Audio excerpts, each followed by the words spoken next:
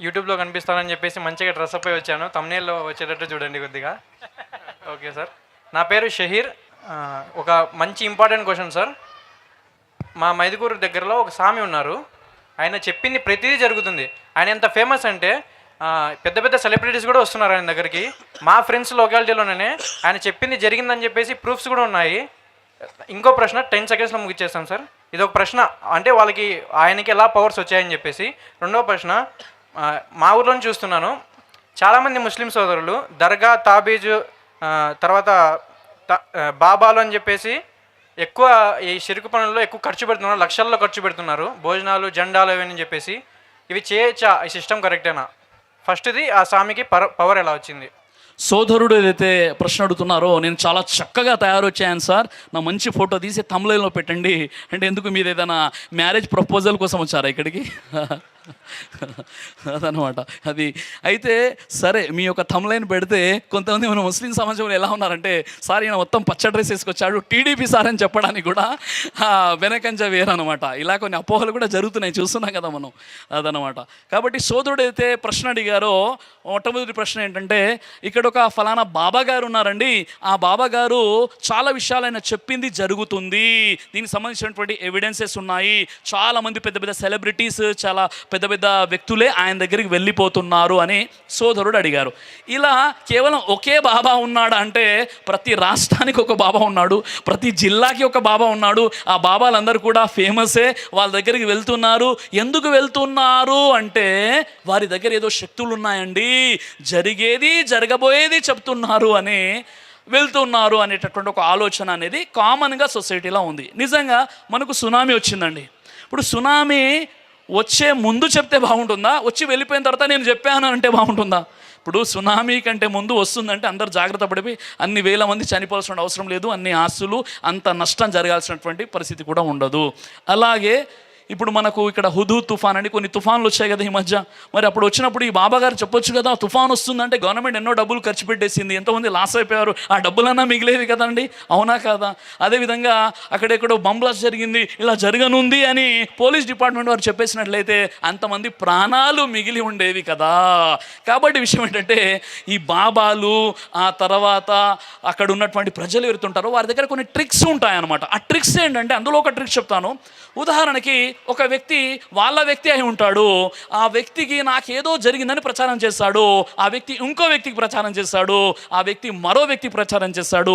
అలా ఏంటంటే, ఆయనకు జరిగినప్పుడు నాకెందుకు జరగకూడదు అన్న ఒక ఆలోచన ద్వారా వారు ఫేమస్ అయిపోతారు, మొదటి విషయం. రెండో విషయం ఏంటంటే, వారు ఒక 100 రాళ్ళు విసిరారు, ఒక్క రాయి తగులుతుంది, ఆ ఒక్క రాయితో వారు చాలా టాప్ పొజిషన్లోకి వెళ్ళిపోతారు. అది రెండో టెక్నిక్. మూడో విషయం ఏంటంటే, ఇస్లామిక్ పరంగా మనం చెప్పాలంటే వీరు ఏం చేస్తారు అంటే, జిన్నాతులు ఏవైతే ఉంటాయో, జిన్నాతులకి కొన్ని శక్తులు ఉన్నాయి. ఆ జిన్నాతులను ఏం చేస్తారంటే, వీరిలో కొంతమంది, ఎందుకంటే ఖురాన్ ఆయతులో కూడా ఉంది, హదీస్ యొక్క వివరణ కూడా ఉందన్నమాట.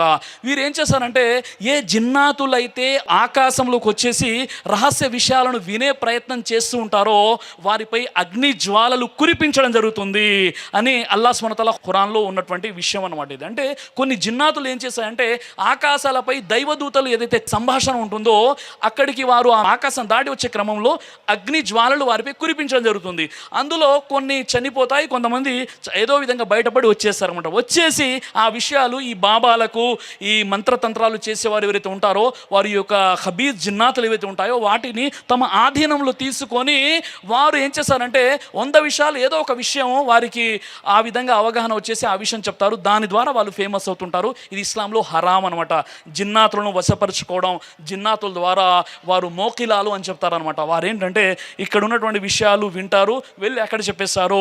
ఆ వ్యక్తి ఈ విషయం ఎలా తెలిసింది, నాకే కదా, నా ఇద్దరికి తెలిసిన విషయం ఎవరు కూడా రాలేదు, నాకు ఎలా తెలిసిందని ఈ విధంగా నమ్మకం పెంచుకుంటారు. వాటినే మోకిలా అని అంటారన్నమాట. ఈ మోకిలాలు, ఈ జిన్నాతుల ద్వారా ఇలాంటి పనులు చేయడం ఇస్లాంలో హరాం. ప్రవక్త ముహమ్మద్ సల్లల్లాహు అలైహి వసల్లం వారు తెలియజేశారు, చేతబడి చేసేవాడు, చేయించేవాడు ఉభయులు కూడా మరణ శిక్షకు అర్హులని చెప్పారు. వారిపై జన్నత్ అనేది హరాం అని చెప్పారు. కాబట్టి ఇలాంటి పనులకు దూరంగా ఉండాలి. కాబట్టి ఒకవేళ నిజంగా అలాంటి పవర్స్ మీరు చెప్పినట్లుగా ఆయన దగ్గర ఉన్నట్లయితే ఆయన తీసుకొచ్చి గవర్నమెంట్లో ఒక పెద్ద పొజిషన్లో కూర్చోబెడతాం మనం.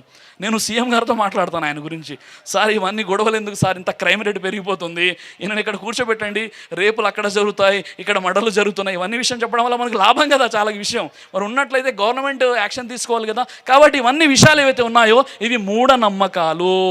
కాబట్టి మంత్రాలకు చింతకాయలు రాలవు అన్న విషయాన్ని మీరు గుర్తుపెట్టుకోండి.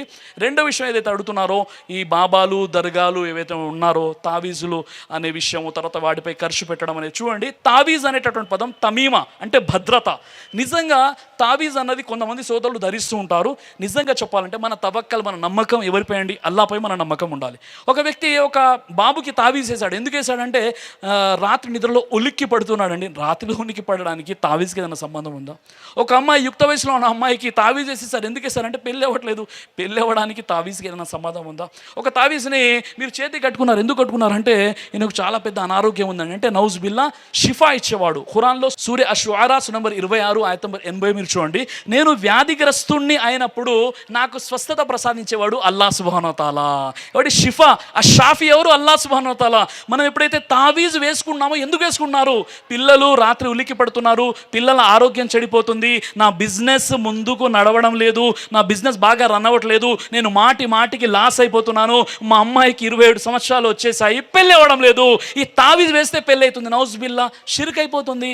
అలాగే ఈ తావీజ్ వేసుకున్నారు. ఎందుకు వేసుకున్నారంటే మాకు పెళ్ళై 5 సంవత్సరాలు అయిపోయాయండి, ఇప్పుడు 7 సంవత్సరాలు అవుతున్నాయి, పిల్లలు పుట్టట్లేదు, నౌజ్ బిల్లా. ఈ తావీజ్కి పిల్లలు పుట్టడానికి ఏదైనా సంబంధం ఉందా అంటే ఏ సంబంధం కూడా లేదు. కాబట్టి ముస్లిం సమాజంలో చైతన్యం రావాల్సిన అవసరం ఉంది.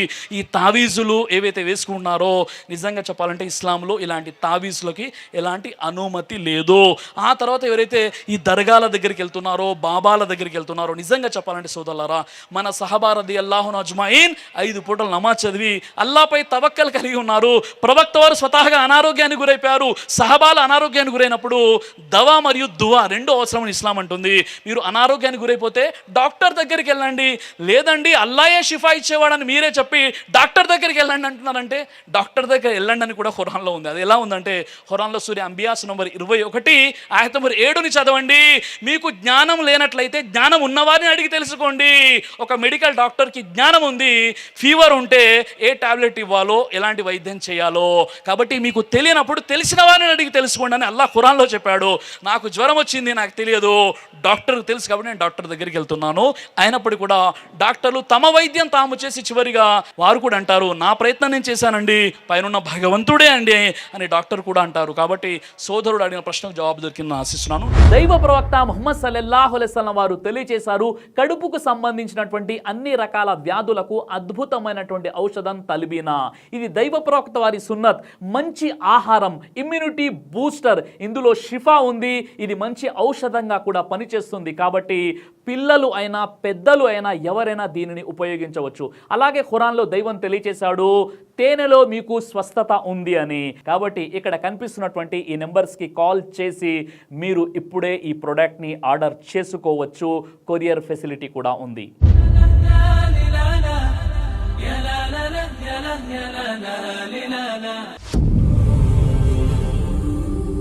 బ్రదర్ సిరాజ్ అని యూట్యూబ్ ఛానల్ని మీరు సబ్స్క్రైబ్ చేసినట్లయితే ఇన్షాల్లా దేవచిత్తం అయితే మీకు వీడియోస్ వస్తుంటాయి. అదేవిధంగా బ్రదర్ సిరాజ్ అనేటటువంటి ఫేస్బుక్ని కూడా లైక్ చేయడం వల్ల మీకు వీడియోస్ వస్తుంటాయి.